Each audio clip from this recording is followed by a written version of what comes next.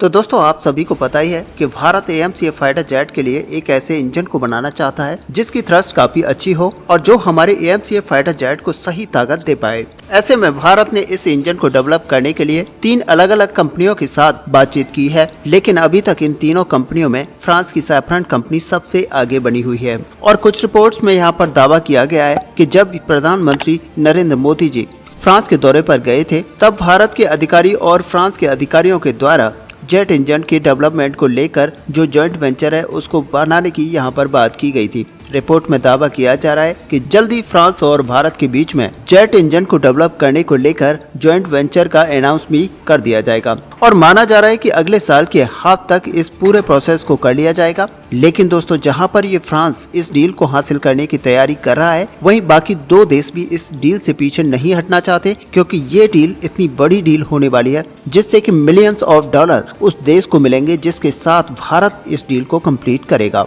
और अब आपको बता दें कि कुछ ऐसी न्यूज यहाँ पर निकल कर आ रही हैं कि फ्रांस के इस सपने को यूके की सैफ्रॉन कंपनी तोड़ सकती है। ऐसे में दोस्तों आपको बता दें कि यूके की सैफ्रॉन कंपनी की तरफ से सबसे पहले भारत को एक बड़ी डील दी गई थी जिसमें भारत को 100% ट्रांसफर ऑफ टेक्नोलॉजी दी जानी थी, साथ ही भारत को IP राइट्स भी दिए जाने थे। और अब यहाँ पर रिपोर्ट में दावा किया जा रहा है कि भारत जिस तरह से फ्रांस के साथ बातचीत कर रहा है उसी तर्ज पर नेक्स्ट जनरेशन के AMCA एयरक्राफ्टों के इंजन को डेवलप करने के लिए ब्रिटेन के साथ भी बातचीत की जा रही है। यानी कि अब इस रेस में अकेला फ्रांस नहीं है बल्कि ब्रिटेन की सैफ्रॉन कंपनी भी आ चुकी है। ऐसे में बताया जा रहा है कि ब्रिटेन की तरफ से भारत के सामने इंजन को डेवलपमेंट को लेकर जो बातें यहाँ पर रखी गई है, अब उस ऑफर को यहाँ पर दोबारा से रिव्यू किया जा रहा है और ब्रिटेन यहाँ पर पूरी तरह से एक नया ऑफर लेकर भारत के सामने आया है जिसमें काफी कुछ चेंजेस देखने को मिल रहे हैं। ऐसे में दोस्तों ये जो सारा रिव्यू प्रोसेस था वो 24 नवंबर 2023 की मीटिंग के दौरान जो इंडिया और ब्रिटेन के बीच में हुई थी उसी के अंदर ही इसको रिव्यू किया गया था। और अब यहाँ पर बताया जा रहा है कि ब्रिटेन की तरफ से इस मीटिंग के अंदर एक ऐसी cutting edge technology AMCA fighter jet के इंजन को डेवलप करने के लिए ऑफर रखा गया है और साथ ही यहाँ पर यह भी कहा गया है कि ब्रिटेन भारत को डिफेंस सेक्टर में आत्मनिर्भर बनाने के लिए मदद करेगा। अब दोस्तों असल में अगर देखा जाए तो ब्रिटेन की तरफ से काफी पहले से भारत के सामने जेट इंजनों के डेवलपमेंट को लेकर ऑफर रखा गया था और ब्रिटेन के जो रॉयल्स रॉयस कंपनी है वो भारत के हिंदुस्तान एरोनॉटिक्स और DRDO के गैस टरबाइन रिसर्च एस्टेब्लिशमेंट के साथ लंबे समय से बातचीत कर रहा है। लेकिन ब्रिटेन का जो ऑफर था उससे फ्रांस का ऑफर ज्यादा बेहतर लगा और इसीलिए भारत ने फ्रांस को यहाँ पर चुना था। हालांकि दोस्तों अगर देखा जाए तो ब्रिटेन और फ्रांस में कौन सा देश भारत के लिए सुटेबल है, तो यहाँ पर हर भारतीय यहाँ पर कहेगा कि फ्रांस हमारा ज्यादा अच्छा मित्र है और फ्रांस के ऊपर डिपेंडेंसी डालना कोई बड़ी बात नहीं है, क्योंकि फ्रांस अपने कहने से पीछे नहीं हटता और फ्रांस हमेशा से भारत के साथ बना रहता है। लेकिन दोस्तों भारत की तरफ से अभी तक ये डिसीजन नहीं लिया गया है कि भारत आखिरकार किस कंपनी के साथ, किस देश के साथ अपने फाइटर जेट के इंजन को डेवलप करने को लेकर आगे बढ़ेगा। ऐसे में ब्रिटेन भी नहीं चाहता है कि ब्रिटेन के हाथों से इतनी बड़ी महत्वपूर्ण डील निकल जाए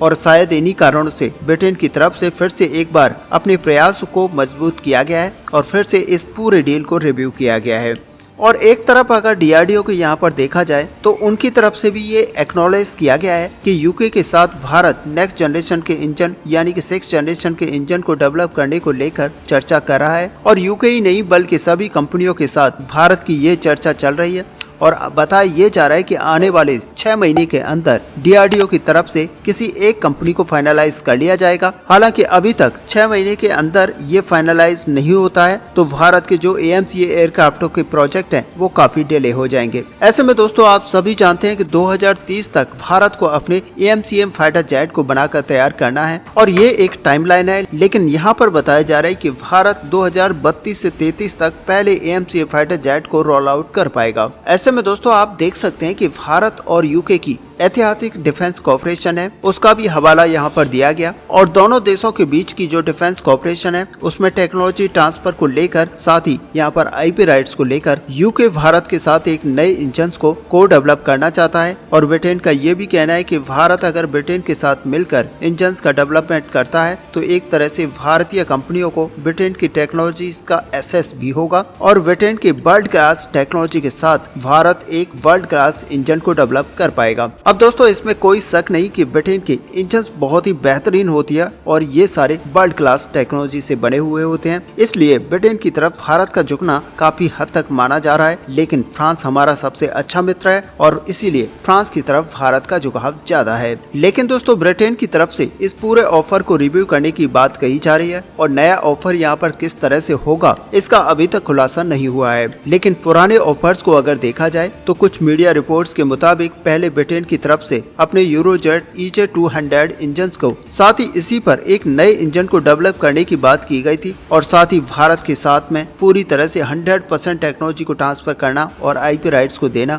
और यहाँ तक कि ब्रिटेन की तरफ से मेक इन इंडिया जैसे मुद्दों को लेकर भी हामी भर दी गई थी। ऐसे में ब्रिटेन का यहाँ पर यह भी कहना था कि ब्रिटेन की तरफ से जो ऑफर भारत को दिया जा रहा है वो असल में भारत को कोई भी देश नहीं दे पा रहा है। जबकि वहीं पर अगर फ्रांस की बात की जाए तो फ्रांस यहाँ पर भारत को एक संपूर्ण तरीके से नए इंजन को डेवलप करने को बातें कर रहा है और इसके साथ ही फ्रांस यहाँ पर 100% टेक्नोलॉजी ट्रांसफर की बातें तो कर रहा है, लेकिन IP राइट्स अभी भी फ्रांस भारत को नहीं दे पा रहा है। ऐसे में फ्रांस यहाँ पर AMCF फाइटर जेट की रिक्वायरमेंट को ही पूरा नहीं कर सकता, बल्कि 6th जनरेशन के एयरक्राफ्टों के डेवलपमेंट को भी यहाँ पर फ्रांस की तरफ से पूरा किया जाएगा। अब दोस्तों आने वाले समय में देखना ये होगा कि फ्रांस का जो ऑफर है वो ब्रिटेन यहाँ पर काउंटर कर सकता है या नहीं। जबकि दोस्तों अगर इंजन के डेवलपमेंट को यहाँ पर देखा जाए तो अमेरिका भी इस पूरी डील को हासिल करना चाहता है और अमेरिका पूरी कोशिश कर रहा है कि ये जो मिलियंस ऑफ डॉलर की डील होने वाली है उसको अमेरिका हासिल कर ले। ऐसे में American general electric company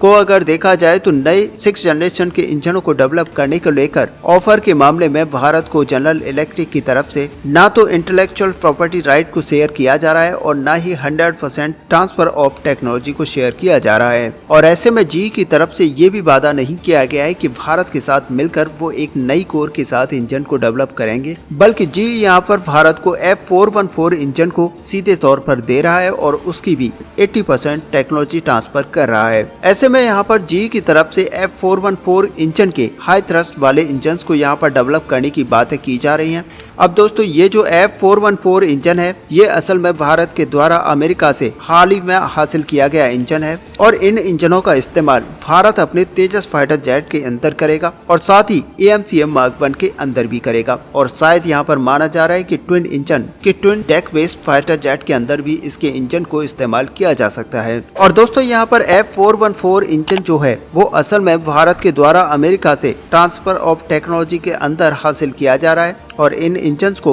Bharat के अंदर ही मेक इन इंडिया इनिशिएटिव के अंदर बनाया जाएगा। अब दोस्तों आपको याद होगा कि फ्रांस के दौरे से पहले PM नरेंद्र मोदी जी की तरफ से अमेरिका को विजिट किया गया था, जहां पर इन इंजन की डील को फाइनलाइज किया गया था। हालांकि डील के ऊपर अभी तक हस्ताक्षर नहीं हुए हैं, लेकिन अमेरिका की सभी अथॉरिटीज की तरफ से इस डील को अनुमति दे दी गई है, यानी कि इस डील के ऊपर केवल हस्ताक्षर बाकी है, बाकी कंप्लीट डील यहाँ पर पूरी हो चुकी है। हालांकि यहाँ पर हमारे HAL चीफ की तरफ से ये भी कहा गया था कि भारत के अंदर इस इंजन को 3 सालों के अंदर ही बना लिया जाएगा और ऐसे में ये जो पूरा प्रोजेक्ट है इसके लिए भारत को यहाँ पर 3 साल का और इंतजार करना पड़ेगा। लेकिन दोस्तों ये जो 3 साल है भारत के लिए काफी भारी पड़ सकता है, क्योंकि भारत को लगातार अपनी फाइटर जेट को हवा में रखने के लिए इंजन्स को परचेस करना पड़ता है और ये काफी कॉस्टली पड़ते हैं। ऐसे में यहाँ पर HAL को चाहिए कि जल्द से जल्द इस पूरे डेवलपमेंट को यहाँ पर किया जाए और फाइटर जेट के इंजन को जल्द से जल्द यहाँ पर डेवलप किया जाए, क्योंकि इस डील के ऊपर अभी तक हस्ताक्षर नहीं हुए हैं। तो यहाँ पर आप आशा कर सकते हैं कि अगली साल के हाफ तक यानी कि मिड तक इस डील के ऊपर हस्ताक्षर किए जा सकते हैं।